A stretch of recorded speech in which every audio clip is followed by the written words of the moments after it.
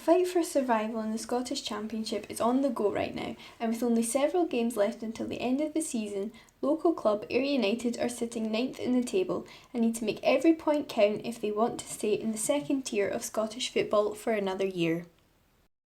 I've come to Somerset Park and asked some of the players and coaching staff how they think they've dealt with the step up from League One last season to the Championship this season.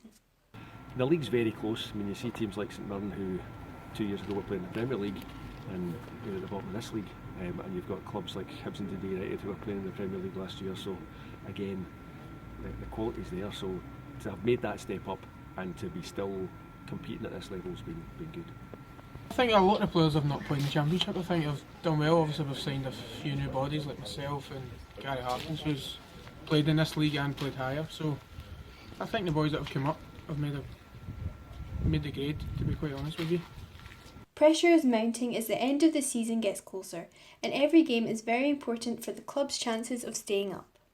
Yeah, just one game at a time, but we know every game's going to be massive, so we need to go into every game with the right attitude and hopefully we can get all the points we need. To be fair, well, we're down the bottom now and it's a bit of a dogfight. Everyone's feeling the pressure at the moment, but at the same time we're not looking behind us, we're looking forward to try and climb the league and get out of safety. Ayr will be looking to take as many points as they can from the remaining games if they want to stay in the Scottish Championship for another year. This has been Sarah Petty for UWS News. So what do you think about Warburton being removed from Rangers, and should have been removed from Rangers? If he had put in his resignation the way that other media outlets were talking about, then the club has to see that as like an impetus for what he wants to do, and if he doesn't want to stay at the club, they should have. I feel like even though he did put in his resignation, they probably should have sat down and talked about it rather than just announcing it to the press that he was leaving and just kind of dropping that, because it seemed like his whole team didn't really know what was happening. The whole thing's just a bit of a mess, and it feels like this is a really bad time for any club to lose a manager, especially Rangers, who are trying to fight for second place, same as Celtic are running over the league.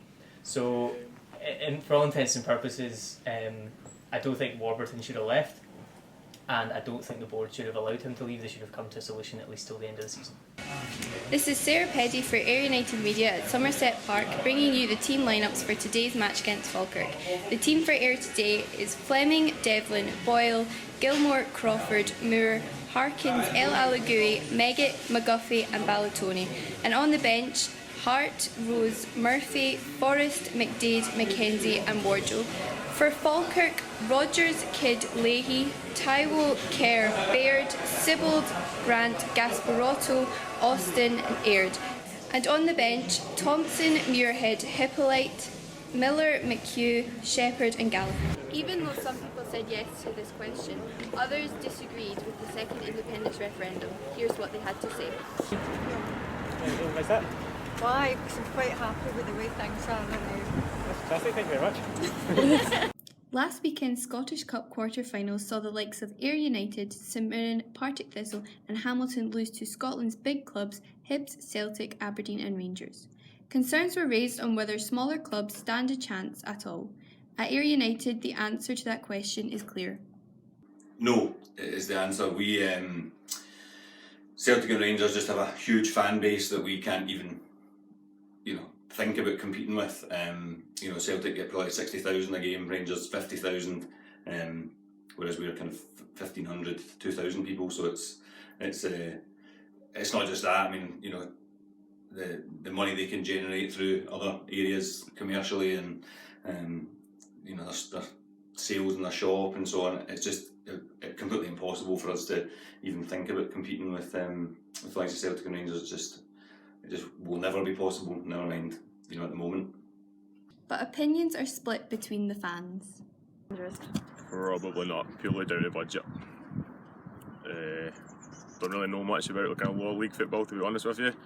I think the difference between Rangers and Celtic as well, as opposed to the likes of Ayr United, as you say, is obviously Rangers and Celtic are a bit more exposure. Yes.